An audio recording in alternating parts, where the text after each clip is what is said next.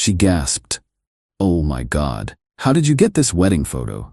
When I showed her the album, I said, "Same place you hid it." When she realized the photo proved her first marriage was never annulled and our wedding was invalid, her shock turned into panic about bigamy charges. I, 35 male, discovered something about my wife Veronica, 33, that completely destroyed our 7-year marriage. We've been together for 9 years total, married for 7. Or at least, I thought we were married. 3 weeks ago, I was helping my mother-in-law Dorothy move into her new apartment. She downsized after her husband passed last year and asked me to help clear out their attic. Veronica was at a work conference that weekend, so I went alone. While sorting through boxes, I found this old trunk hidden behind Christmas decorations. Inside was a wedding album, a really nice one, white leather with gold trim. I opened it expecting to see Dorothy's wedding photos, but nope. It was Veronica in a wedding dress I'd never seen, standing next to some guy named Garrett. The date on the photos? 2 years before we met. Now I knew Veronica had been engaged before. She'd told me about Garrett early in our relationship, said they were young, stupid, got engaged but broke it off before the wedding. She made it sound like they never went through with it. But these weren't engagement photos. This was a full wedding. Church ceremony, reception, cake cutting, first dance, the whole deal. There were even honeymoon photos from what looked like the Caribbean. I took the album home and started digging. Found Garrett on social media pretty quick. Dude's living 3 states away, remarried with kids.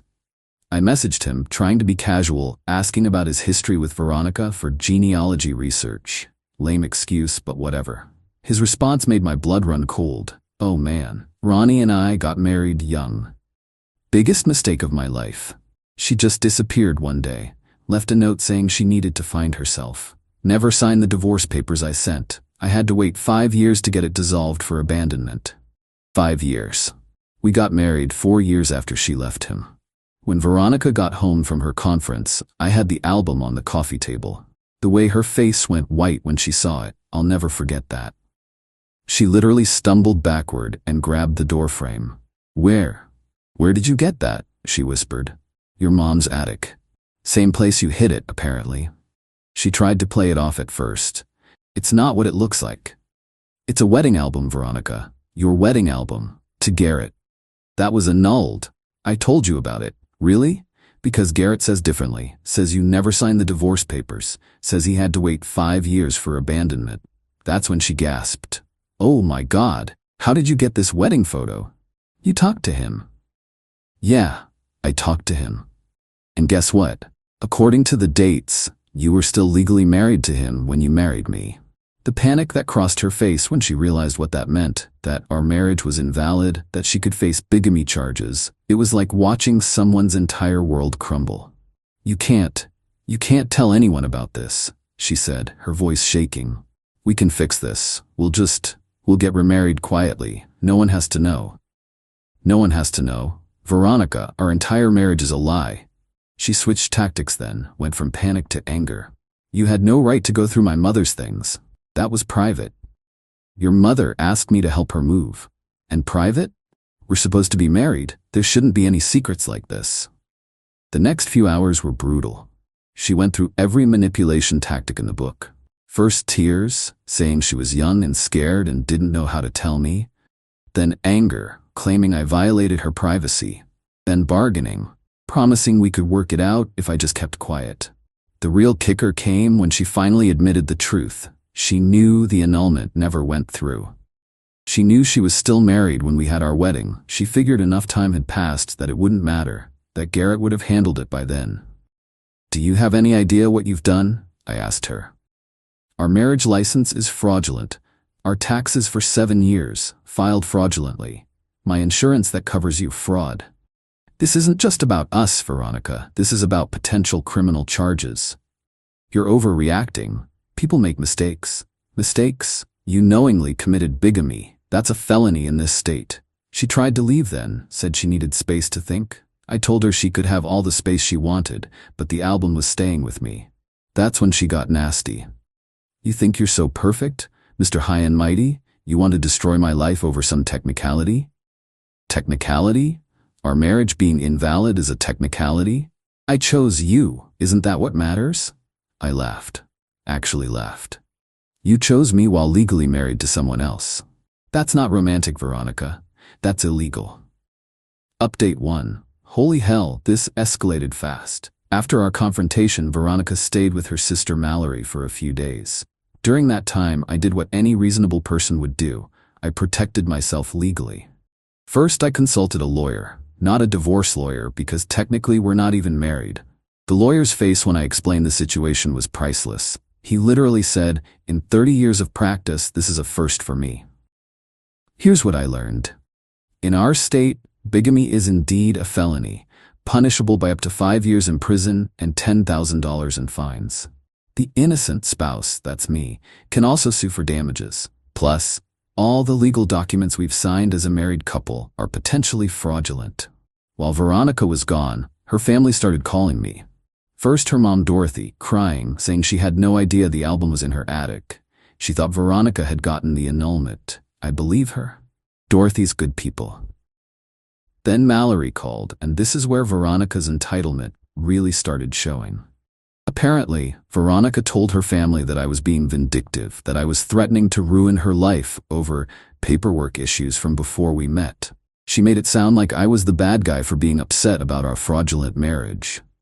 Mallory actually said to me, "Can't you just let this go? She loves you. Why does it matter what happened before?" It matters because we're not legally married, Mallory. It matters because she lied to me for 7 years. It matters because she committed a crime. God, you're such a drama queen. Just get remarried and move on. With someone who lied to my face for 7 years? Hard pass. Then came the text bombardment from Veronica. I'm talking 200 plus messages in one night. Everything from, "I love you," to, "You're ruining my life," to, "If you ever loved me, you'll keep quiet about this." My favorite was, "I gave you the best years of my life, and this is how you repay me?" I responded once, "You gave me 7 years of lies. Please stop contacting me until you're ready to discuss this with lawyers present." That's when she went nuclear. Update 2. Veronica showed up at my work. I'm a project manager at an engineering firm. Pretty boring job, but good stability. I was in a meeting when reception called saying my wife was there with an emergency. I knew it was BS, but went to the lobby anyway. There she was, dressed to kill in this red dress I'd bought her for our 5th anniversary, or what I thought was our anniversary, holding a box of my stuff from the house. "We need to talk," she said, loud enough for everyone to hear. "You can't just throw away 7 years. This isn't the place, Veronica. You won't answer my calls, you won't meet me. What choice did I have?" I took her outside to the parking lot. That's when she pulled out a manila envelope. "Divorce papers," she said, "from Garrett, dated 6 months ago. See, we can fix this. We just need to get remarried, backdate some things." Backdate? You mean commit more fraud? It's not fraud if we're fixing a mistake. Veronica, those papers are dated 6 months ago. We've been married for 7 years. That's 6.5 years of bigamy. She actually stomped her foot. Like a child. "Why are you being so difficult? I'm trying to fix this." You can't fix 7 years of lies with more lies. Fine. You want to be like this? Then I want my share of the house. I want alimony. You want alimony? From a marriage that doesn't legally exist? Good luck with that. Her face turned purple. "You think you're so smart? I'll tell everyone what kind of man you really are, how you emotionally abused me, how you isolated me from my friends. Veronica, I have the wedding album. I have messages from Garrett. I have 7 years of fraudulent documents with your signature. You really want to play the victim here?" She threw the box at my feet. "You're a monster. I made one mistake. One 7-year-long mistake.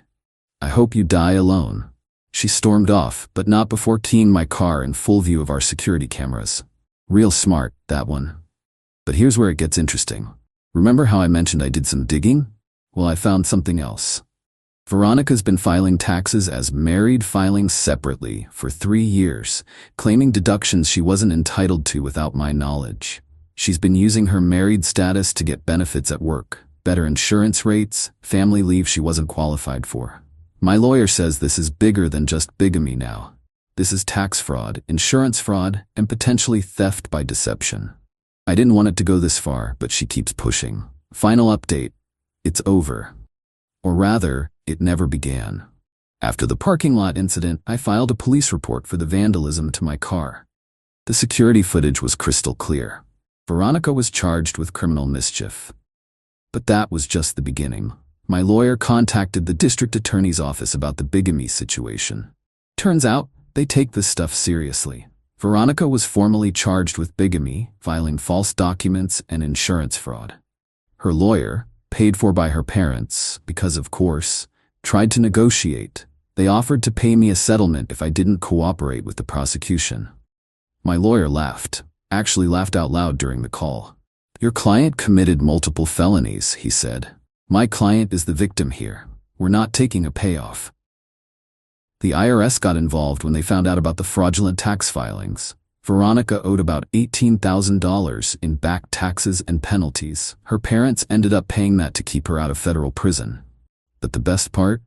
Remember Garrett, her actual legal husband? He was pissed when he found out she'd been using their marriage for financial gain while he'd been trying to move on with his life. He sued her for emotional distress and fraud. His lawyer subpoenaed me as a witness. During the deposition, I learned so much more. Veronica had taken out credit cards in their joint names after she left, maxed them out, and let them default. Garrett's credit was destroyed for years. She'd also claimed him as a dependent on her taxes the year she left, getting a bigger refund. Garrett's lawyer asked if I wanted to join the civil suit. I declined. I just wanted out. The criminal case was settled with a plea deal. Veronica pled guilty to attempted bigamy, reduced from bigamy, and filing false documents. She got 2 years probation, 200 hours of community service, and had to pay $5,000 in fines. She also had to write letters of apology to me, Garrett, and the court. Her letter to me was something. 3 pages of how this was everyone's fault but hers. How Garrett was abusive. He wasn't. I've seen the police reports she filed and withdrew. How I was controlling. I wasn't.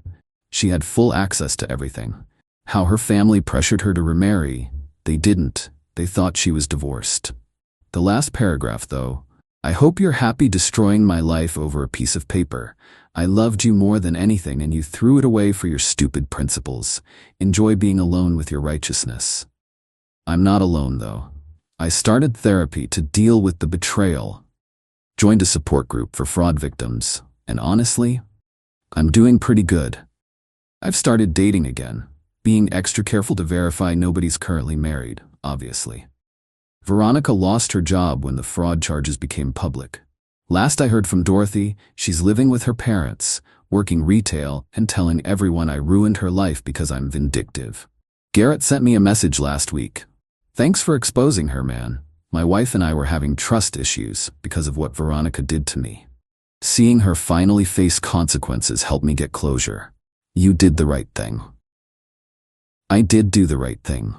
It wasn't about revenge or being vindictive. It was about not letting someone get away with 7 years of lies and fraud. It was about protecting myself and making sure she couldn't do this to anyone else. To anyone reading this who's been betrayed like this, document everything, get a lawyer, and don't let them gaslight you into thinking you're overreacting. Fraud is fraud, whether it's committed by a stranger or someone you loved. And Veronica, if you're reading this, and I know you Reddit stalk me through your friend's account, I wasn't destroying your life. You destroyed it yourself the day you decided to marry me while still married to someone else. I just refused to help you cover it up. Edit, since people are asking, yes, this is real. Yes, I have all the documentation. No, I'm not sharing identifying details. And to those saying I should have just worked it out, would you stay with someone who lied to you every single day for 7 years? Who made you an unwitting accomplice to fraud? Who, when caught, tried to destroy your reputation and vandalize your property instead of taking responsibility? Didn't think so. Edit 2. The house we lived in was mine from before the marriage. So there was no division of assets. The joint bank account we had was frozen during the investigation, and the funds were distributed based on documented contributions. She got her portion, I got mine. Clean break, legally speaking. Emotionally, that's what therapy is for. Therapy